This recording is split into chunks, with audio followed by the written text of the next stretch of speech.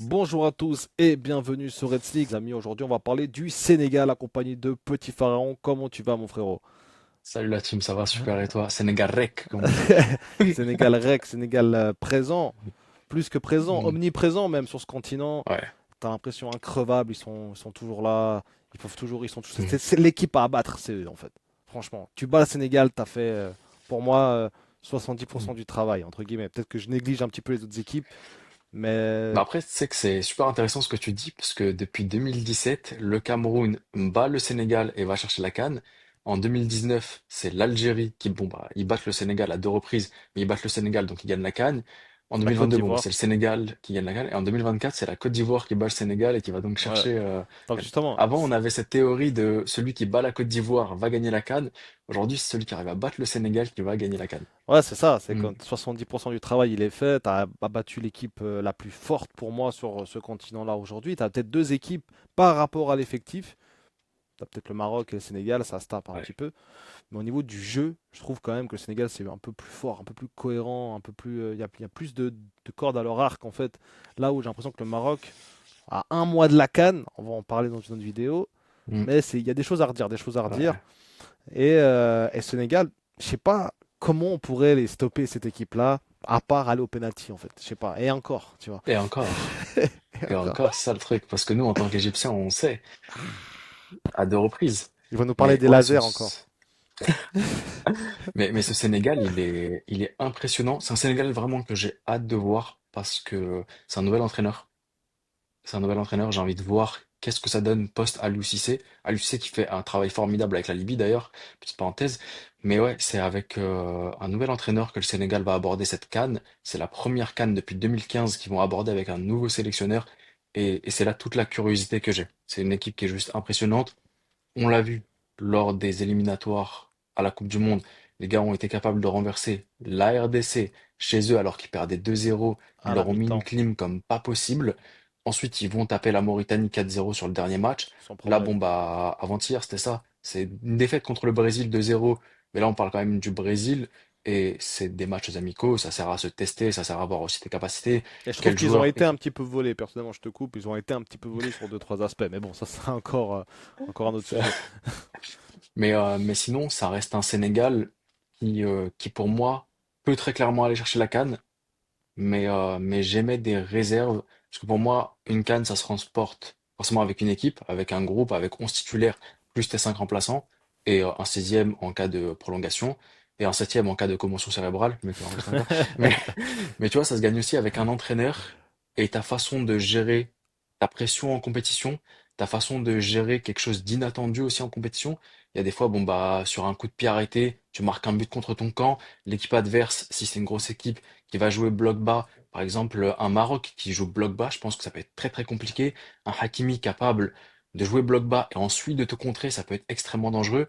Donc à ce moment-là, c'est l'entraîneur, un Aliou Cissé. Je sais comment il aurait réagi, je sais qu'il aurait été capable de trouver la solution. Aujourd'hui, Thiaw, le sélectionneur actuel du Sénégal, est-il capable de faire face aux imprévus? C'est là toute l'interrogation que j'ai. Mais sinon, l'effectif du Sénégal, il est juste impressionnant.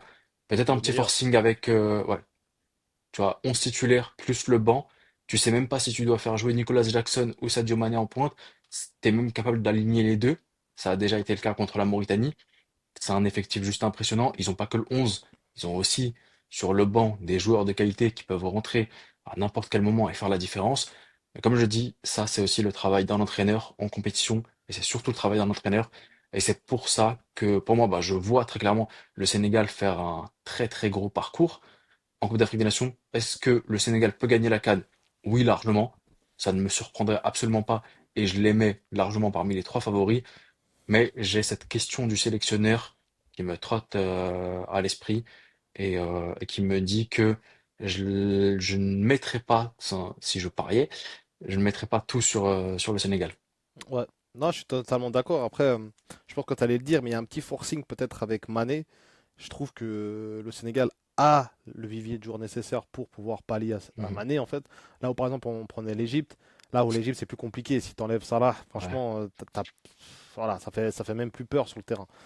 Même si des fois, ça peut peut-être être mieux, hein. Mais voilà, on a vu quand il a été blessé à la dernière CAN, ça n'a pas du tout été mieux, loin de là. Il y avait moins de positions. Et je pense que Mané, aujourd'hui, par son statut, bien entendu, doit être dans cette équipe, mais pas être Mhm. titulaire. Je pense qu'il faut arrêter de forcer. Je pense que ça doit être un joueur qui doit être là pour l'expérience, pour le vestiaire, parce qu'il y a beaucoup de joueurs qui sont jeunes. Moi, je pense par exemple à Diouf aussi de West Ham, que je trouve. En fait, ils ont une équipe de fous furieux, en fait. Franchement, Ouais.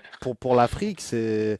Mhm. Alors, on va pas minimiser le continent, mais je pense qu'on a rarement vu une équipe autant complète, avec autant de joueurs partout, avec. Et c'est peut-être là aussi le problème, c'est que quand tu as trop de joueurs et que tu sais plus trop sur quel pied danser, tu peux aussi des fois te tirer une balle dans le pied.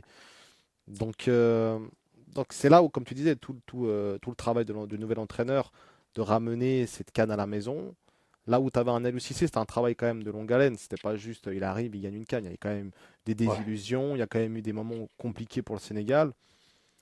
Jusqu'à au final le sacre de la CAN contre la nation la plus titrée. Donc il y a quand même une belle histoire là-dedans Mhm. aussi. Mais aujourd'hui, quand tu vois l'effectif, ah, tu vois des Ndiaye, Ndiaye il cartonne avec Everton, Nicolas Jackson, ok, c'est un second choix avec le Bayern, mais il est quand même intéressant, très intéressant avec Chelsea. Le milieu de terrain, Pape Matar Sarr, Ndiaye, Mhm. c'est propre aussi. Donc au final, tu te dis que comment tu fais? Comment tu fais à pallier à cette équipe? Quelle est la recette pour les battre en fait? En fait, je pense que la recette, elle serait un conflit interne au Sénégal. Comme tu le dis, pour moi, il y a un conflit interne en Égypte, c'est faire jouer ou non Mohamed Salah. Aujourd'hui, Mohamed Salah, pour moi, il pose problème en Égypte parce que t'es pas capable de l'enlever. T'as pas le coach qui est capable de dire, bon, Salah, je te mets sur le banc parce que tu fournis pas les efforts nécessaires. Aujourd'hui, on a tous conscience que il y a mieux que Sadio Mané. Mais le problème, c'est que Sadio Mané, ça reste quand même la plus grosse légende pour moi du Sénégal. Est-ce que tu es capable de ramener Sadio Mané dans ton effectif et ensuite de le mettre sur le banc? Ça, c'est extrêmement compliqué. Surtout pour un entraîneur qui n'est pas à l'UCC. C'est un entraîneur qui vient à peine de débarquer. Est-ce qu'il aura le courage de faire ça? Je pense pas qu'il aura le courage de faire ça. Et je pense que c'est donc ce problème interne qui pourra poser problème au Sénégal. C'est le fait de ne pas être capable de faire des choix forts, tout comme ça a été longtemps le cas en Algérie, le fait de ne pas être capable de mettre Riyad Mahrez sur le banc, et donc il te pénalisait. Aujourd'hui, est-ce que ton incapacité à mettre Sadio Mané sur le banc, alors que ce n'est pas le meilleur joueur, ne va pas te pénaliser? Je suis totalement d'accord avec ça. Mhm. Après, par rapport au caractère, tu vois, Mané Salah, c'est deux forts caractères, c'est deux gros joueurs de légende, football africain, Mhm. de légende, on va dire, de Liverpool. Je pense que Mané a plus un caractère, un tempérament à peut-être, même si maintenant on lui dit tu vas sur le banc, à jouer le jeu et à aller sur le banc pour sa nation. Là où Salah, je pense que si tu lui dis va sur le banc, ça va encore plus foutre le bordel dans le vestiaire, dans l'équipe. Ouais, non, c'est vrai Et, aussi, c'est une façon de voir les choses. Ouais. et pour moi, après, c'est pas le même joueur non plus. Salah, il a continué au haut niveau, il a encore gagné une première ligue, etc. Là où Mané s'est vite exilé en Arabie Saoudite. Mais aujourd'hui, le Sénégal, comme tu disais, à part un conflit interne, on voit très peu d'équipes les chambouler. Alors, durant leur période de qualification pour la Coupe du Monde, on a vu des équipes capables de les rentrer dedans, que ce soit même le Soudan, tu avais le Congo qui a été fait un match nul là-bas. Tu as eu des équipes qui ont été capables de le faire parce qu'il y a eu un changement de coach, parce qu'il y a eu des changements aussi dans l'équipe. Mais aujourd'hui, dès qu'ils ont mis la deuxième vitesse, en fait, qu'ils se sont dit, OK, là, si on gagne pas, en fait, on va pas en Coupe du Monde. Bah voilà, ça gagne 3-2, ça fait des remontées. Après, ça fait 4-0 contre la Mauritanie, qui était une équipe avant ça Mhm. pas facile à aborder. Et tu as l'impression que là, ça y est, ils sont ouverts et puis ils sont revenus, le grand Sénégal, d'il y a 4 ans, même s'ils ont toujours été constants. Mhm. Maintenant, aujourd'hui, c'est OK, ils peuvent gagner la CAN, ça on sait, mais pour toi, est-ce que tu vois une équipe capable de les arrêter? Tu me poses une vraie question. Est-ce que je vois une équipe capable de les arrêter? Je sais pas, les Sénégalais, ils ont des problèmes avec l'Algérie. Ils ont du mal avec l'Algérie. Mais sinon, objectivement parlant, non, je vois personne, si ce n'est peut-être le Maroc à domicile, être capable d'arrêter le Sénégal. OK. Après, il y a toujours ce côté où tu arrives à poser le but, et ensuite tu les emmènes en tir au but. Enfin, je dirais pas, enfin, tir au but, ils ont déjà perdu en 2017. Bon, c'est plus le même effectif, mais ils ont déjà un antécédent qui est pas facile avec les tirs au but. Cameroun, ils perdent contre en 2017. Bon, ils battent l'Égypte en finale de Coupe du Monde. Je suis un fou, moi. Le Finale de rêve. CAN 2022, ouais. Mais ensuite, bon, il y a la Côte d'Ivoire, séance de tir au but aussi, où ils perdent. Donc, en vrai, un Afrique du Sud qui les emmène au tir au but, Il y a faire l'Afrique moyen. du Sud avec Ronwen Williams, c'est quelque chose. Il y a moyen, c'est vrai. Hmm. C'est vrai qu'il y a moyen. Après, Moi, si je vois peut-être une équipe, je pense, comme tu disais, l'Algérie, ils ont un petit problème avec eux, ou la Mm. Côte d'Ivoire, hein. Alors, la Côte d'Ivoire, historiquement, je Mm. dis historiquement parce qu'il y en a déjà qui vont me dire non, on a déjà battu la Côte d'Ivoire. Mm. Historiquement, la Côte d'Ivoire a quand même été une équipe très difficile à aborder pour le Sénégal. Maintenant, récemment, c'est clair que le Sénégal a une longueur d'avance. Mm. Mais c'est plus historiquement. En plus, là, la Côte d'Ivoire a encore perdu contre l'Arabie Saoudite. On en Ouais. reparlera, ce sera le prochain épisode. Parler un petit peu de la Côte d'Ivoire. Juste pour finir un petit peu sur le Sénégal. Pour moi, je pense que c'est une équipe qui est surchargée en vivier de joueurs et que quand tu vois un petit peu le foot, quand tu connais un peu le foot, quand tu es trop surchargé en vivier, des fois, ça peut même être pénalisant des fois. Parce que tu n'as pas pu avoir tous les automatismes avec tous les joueurs.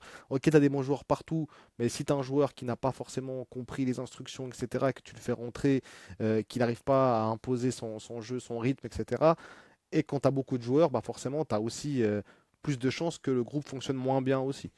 Donc, moi, je pense que leur propre ennemi, c'est eux-mêmes, le Sénégal. Je pense pas Mm. qu'il y a qui que ce soit qui peut vraiment les déloger, à part si eux, ils se sabotent. En fait, ils s'auto-sabotent sur des erreurs, sur un manque peut-être de sérieux par rapport à un adversaire, trop de ratés devant le but également, qui engendre une mauvaise confiance. Et l'adversaire, on sait qu'en Afrique, c'est tout le temps comme ça. Si tu loupes devant le but, tu vas te faire punir. Et il suffit juste que ça soit la 85e. Et puis voilà, après c'est le Sénégal, ça peut Mm. remonter. Moi, je pense que leur propre ennemi, c'est eux-mêmes. Et que si maintenant ils respectent les adversaires, ils se respectent, etc., franchement, pour moi, c'est presque un tout droit pour eux, pour la CAN aujourd'hui. Surtout que c'est au Maroc, c'est quand même un pays voisin, c'est pas non plus à l'autre Mm. bout de la planète. Maroc, Sénégal, c'est voilà, c'est collé. Donc, ils vont quand même se sentir un peu chez eux d'un côté. Même les fans, quand ils vont faire le déplacement, ils seront pas trop loin. Euh, Moi, je pense pour eux, ça peut quasiment être un tout droit. Ouais, non, franchement, non, je te rejoins.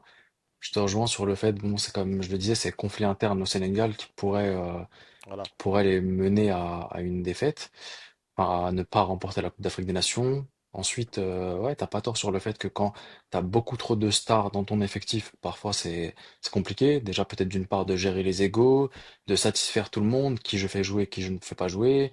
Aussi, bon, bah, le fait que quand t'as des trop gros stars, dès que t'en as mis un sur le banc qui rentre, il a juste envie de prouver il est capable de faire ça, donc ça peut pénaliser le collectif. Donc non, je te rejoins totalement. Mais sinon, ouais, Sénégal, pour moi, top 2 facile favori cette CAN. Top 2 en tout cas, ça va aller en finale, ça c'est Mhm. sûr.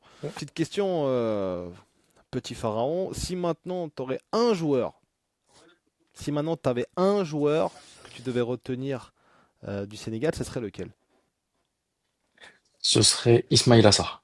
Pour moi, ce serait Ismail Assar, ouais, qui, comme on le disait dans plusieurs parties de la vidéo, on est quand même sur un Sadio Mané, forcément avec l'âge, qui est sur le déclin et qui petit à petit va se retrouver en retrait de cette sélection. Il faut quand même un leader offensif maintenant. Pour moi, ce leader offensif, ça doit être Ismail Assar. Et je compte énormément sur lui pour montrer qu'il peut être la relève offensive de Sadio Mané sur les prochaines années pour le Sénégal. Ah, c'est vrai qu'Ismail Assar, c'est impressionnant avec Crystal Palace. Moi, étant Hmm, fan de Liverpool, je peux vous dire que j'en bave avec lui. En tout cas, c'est notre bête noire. Il nous tabasse à chaque match. C'est hmm, insupportable. On dirait qu'il se réveille que contre nous. Contre hmm, Arsenal, ah non, non, non, hmm, non, contre Liverpool, vas-y, je vais doubler, vas-y. Ça, voilà. Très très fort joueur. Moi, si j'aurais un joueur hmm, à notifier, ce serait Iliman Ndiaye parce que je trouve qu'avec Everton, hmm. là où Crystal Palace a quand même un effectif beaucoup plus complet, je trouve, que Everton. Aujourd'hui, je trouve qu'avec Everton, c'est lui qui sort du lot. Il est trop fort. T'as un avec et un sans Iliman Ndiaye à Everton, littéralement. T'as Grealish hein, qui est très Non. fort, mais si t'as pas Iliman Ndiaye à côté, tu vois la différence. C'est lui qui marque des buts, c'est lui qui fait les différences.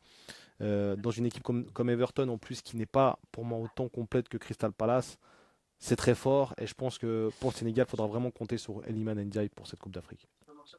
Non, clairement, c'est un superbe joueur. Surtout, bah, un joueur gaucher. Et on sait que les joueurs gauchers, ça pose toujours problématique. Tu sais toujours que le gars va repiquer dans l'axe.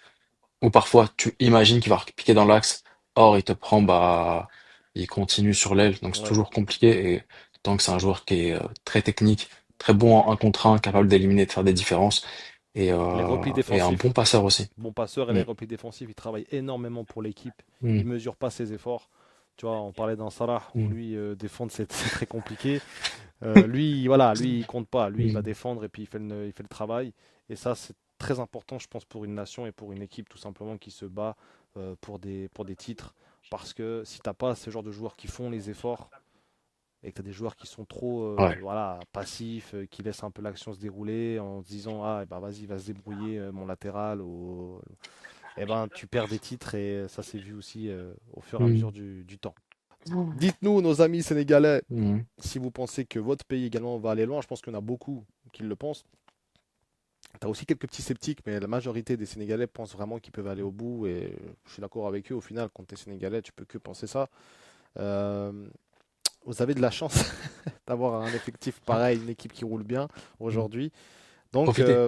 ouais, profitez, ça peut vite tourner. Je peux vous dire, hein. En 4 ans, Mm. ça peut tout Ouais. tourner.